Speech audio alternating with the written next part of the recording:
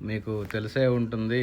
Next cricket match అడిలైడ్‌లో జరగబోతుంది. అంటే మా ఊర్లో జరగబోతుంది. మన ఇండియన్ క్రికెట్ టీం అంతా రాత్రి ఇక్కడ ఒక రెస్టారెంట్‌కెళ్ళి డిన్నర్ చేశారు. ప్రతిసారి అదే రెస్టారెంట్‌కి వెళ్తారంట. కానీ ఆ రెస్టారెంట్ పేరు చూస్తేనే నాకు ఎప్పుడూ అక్కడికి వెళ్ళబుద్ధి పుట్టదు. ఎందుకంటే ఆ రెస్టారెంట్ పేరు మనకి స్వతంత్రం రాకముందు 1857 తర్వాత